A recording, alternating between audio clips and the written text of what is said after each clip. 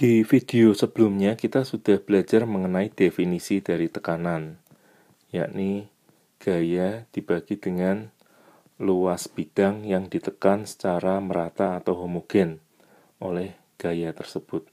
Nah, kita tahu gaya memiliki satuan Newton, lalu luas permukaan memiliki satuan meter persegi. Jadi, tekanan nanti memiliki satuan Newton per meter persegi.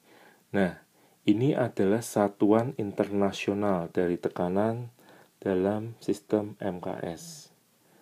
Atau nanti lebih sering kita sebut dengan nama Pascal, yakni dari seorang ilmuwan bernama Blaise Pascal.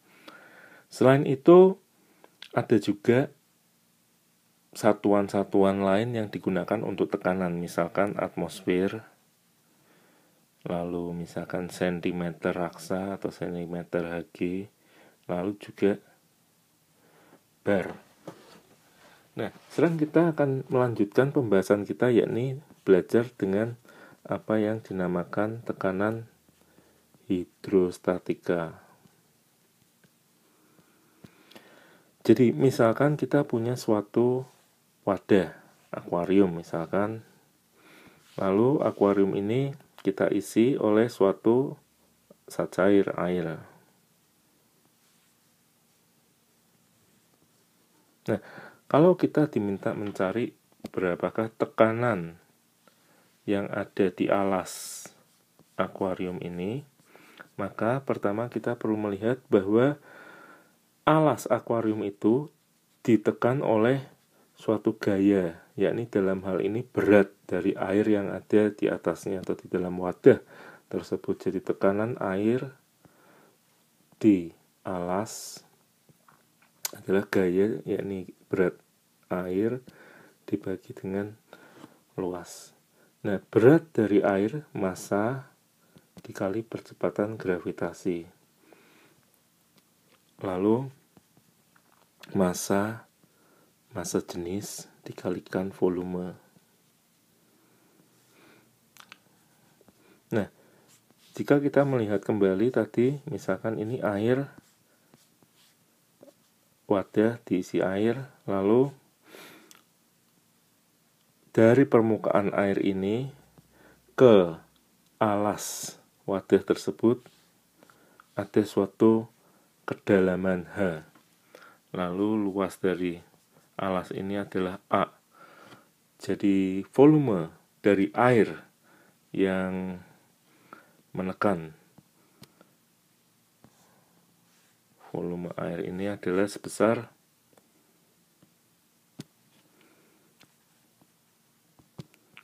H dikalikan dengan A, di mana A di sini akan kita coret.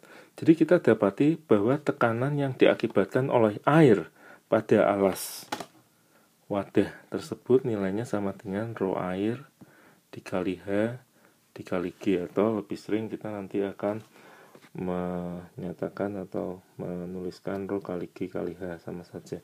Nah, tekanan bernilai rho kali G kali H inilah yang nanti kita sebut sebagai tekanan hidrostatik, yakni tekanan yang diakibatkan oleh karena suatu zat cair. Nah, kita bisa lihat sebuah contoh yang sederhana. Misalkan ada suatu kolam di mana kedalaman kolam ini misalkan 1 meter. Lalu luas alas dari kolam ini misalkan 10 meter persegi. Lalu kolam ini diisi air namun hanya sampai pada suatu ketinggian 40 cm. Nah, berapakah tekanan yang ada pada dasar kolam? Jadi kita lihat dasar kolam ini, dari permukaan air tersebut ada pada kedalaman 40 cm. Nah, ini sebenarnya adalah supaya kita berhati-hati untuk menggunakan kedalaman yang kita pakai nanti. Jadi harus berhati-hati, di sini bukan yang 1 meter. Maka tekanan di dasar kolam itu, oleh karena air yang ada di atasnya, massa jenis air dikali G dikali H.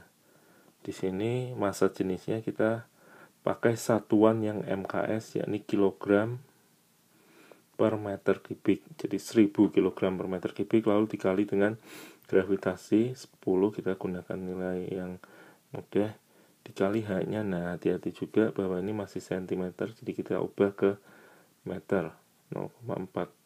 Maka nilai tekanannya adalah 1000 dikali 10 dikali 0,4.